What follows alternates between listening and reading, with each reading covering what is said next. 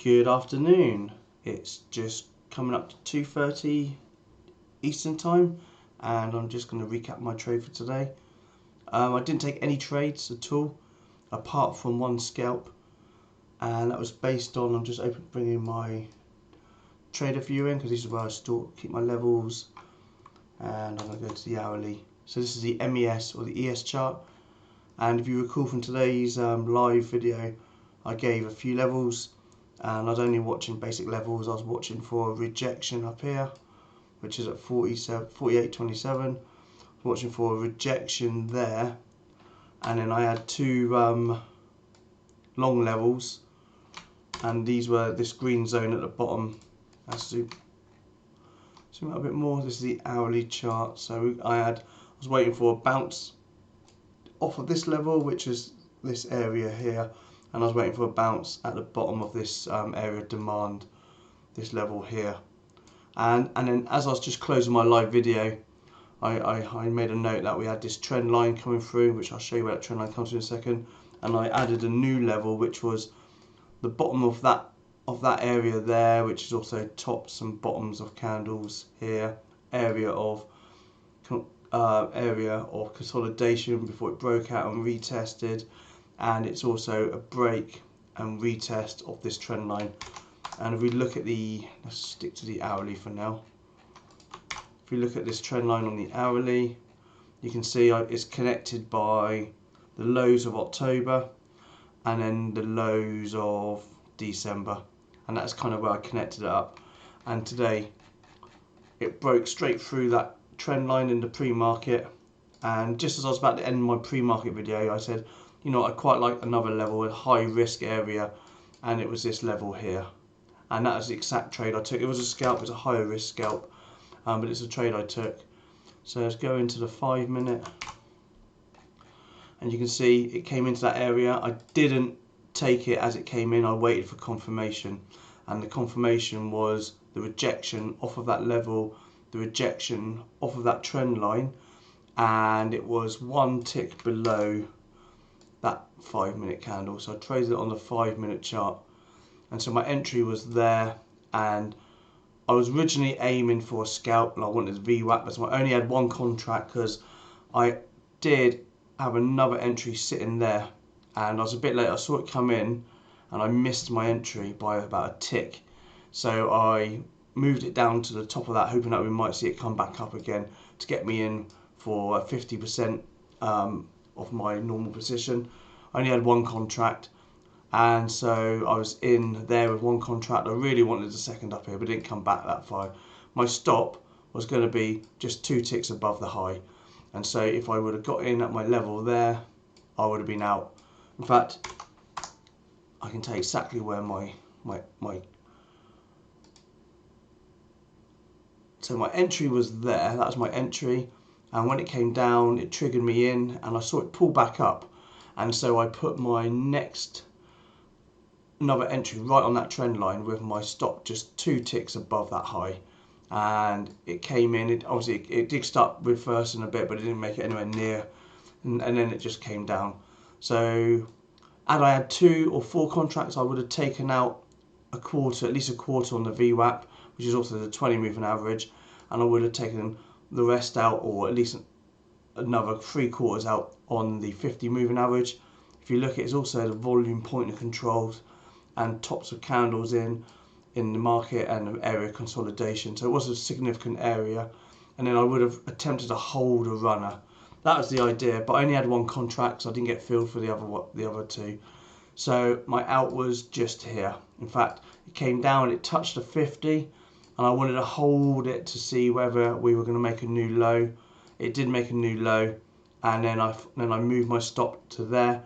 So if I broke that candle, then it would stop me out. It didn't make a new low. That's the reason I moved it. So I tightened up my stop, and it came out, and it just triggered me out. I only had one contract, so I didn't have much wiggle room or much maneuverability. I didn't really want it to come all the way back up here to tag me out, and I wanted to take a bit of profit for the first day of the year as well. So I was trading 13, 14 Apex accounts. So, and each, and that was a 25 tick move. So I think that worked out on Apex, if you're on MES, that is around $45 to $50 for that little move. And then you spread that over 13 accounts. I can't work that out, but it must be about $600.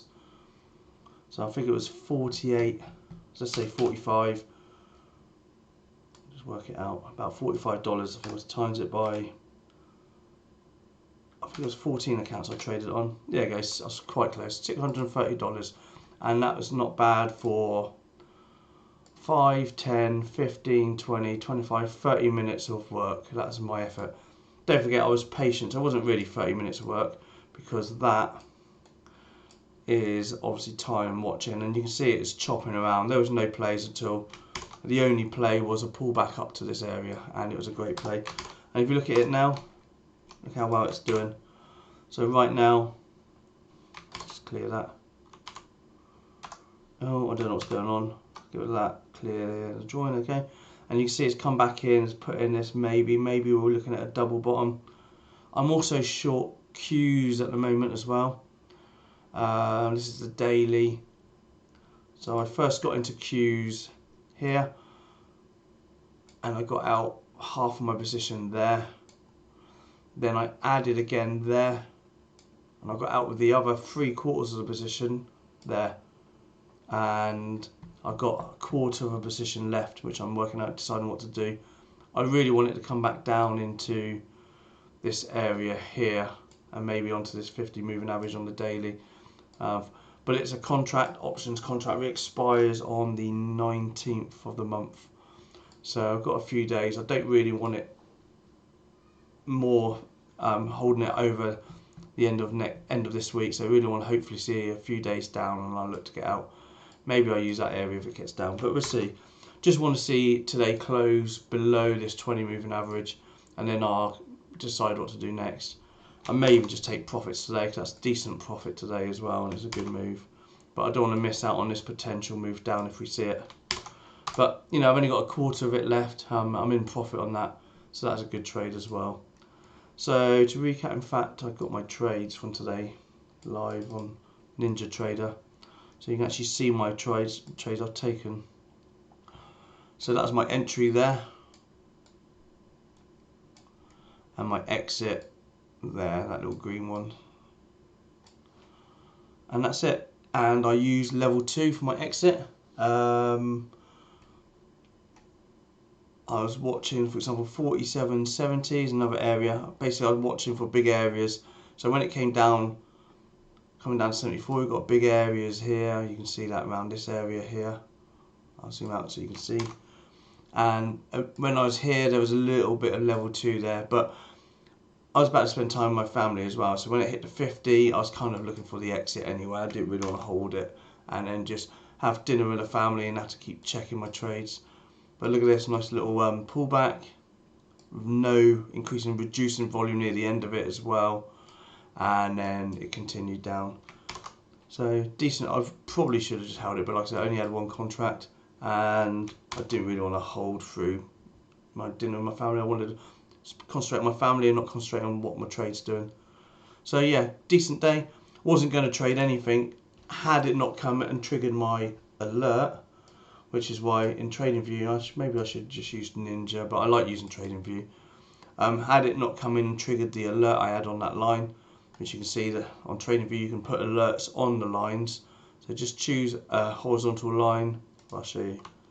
Horizontal line, that's Alt-H on the keyboard, and then you can add alert onto your horizontal line and then create. So really easy to create alerts on the horizontal lines. Get rid of that because I don't want to confuse myself, wonder why it goes off. And so that's kind of what I was watching. And I've got alerts set as well when we come down, say confident we come down to these areas there as well. And so I'm trying to change my trade, and so rather than me try and fabricate trades or try and have FOMO and get in on a trade, there's loads of times when it's coming up here, I was looking at this RBI there, think, oh, maybe I should be getting in. But if you look at it, the old Paul may have got into that, I think, but I would have gone long there into this area of confluence, area of resistance. If I'd gone long there, I would have been long into the VWAP and this pivot. So there wasn't really a trade there, even though it would have worked out. The only trade I could see was this rejection, and there was more reasons to take that rejection than there wasn't. And I'll just quickly say that again. We had the bottoms of Friday, the low of Friday. We had the break and retest of this daily trend line, and also we had a down day today, and it was just a pullback day, and we had reducing volume, which you can see on here, a few spikes, but it was reducing volume coming into that trade as well. So had we seen increase in volume coming into that trade, I might have thought differently about it. Let's have a look, see what the 2 minute would have looked like, because I do monitor the 2 minute as well. And look at that, you can see quite clearly.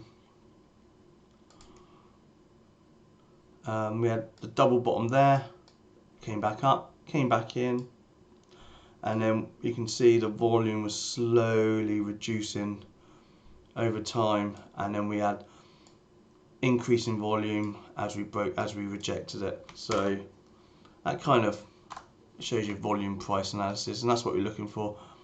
If you zoom out like that, you can see, that's why I have the moving average on my volumes. Actually, you can see it declining as well. Makes it easier to see the volume when you've got a few higher volume spikes. So here is interesting as well. We had that big volume spike, almost as large as we had the rest of the day. In fact, that's probably an anomaly, that one, and could indicate we're getting near the end of the move down. But level 2. This is a visualized version of level 2. You can see all of this liquidity down here. 550 contracts almost, another 300 contracts, another 300 contracts, another 250 contracts, and 700 contracts down here as well. So, and when I was short, there was no liquidity above, nothing like you see now. All the liquidity was below, and that's why I was confident that rejection coming off of the trend line was the right rejection, what I was waiting for. There was no liquidity above. I think there was a little tiny bit, but not much. So the market likes to move in the direction of liquidity, and that's another reason why I went short up here as well. And that's it. Decent day. Like I said, traded 13, I think, of 14 Apex accounts. If you wanted to get funded for your trading, then I recommend Apex. There's a link below in the description, and use the discount code. At the moment they're offering 80% off accounts, so it's a good time to top up on accounts. And usually I buy new accounts on these 80% off days or 70% off days, and then I just try and trade them as slowly and as possible without rushing anything. And I don't always trade them all every day. Sometimes I turn some off, have half on, half off, and I'm just trying to build them up. So it's a good way to build up lots of accounts at the same time. You don't need much of a move, like I've proven today, for a decent income. Okay, thank you for watching, and I will be back tomorrow live 9 AM Eastern Time or 2 PM here in the UK for the pre-market video, where we go through all the levels and we will come up with a plan for the day. Okay, thank you for watching.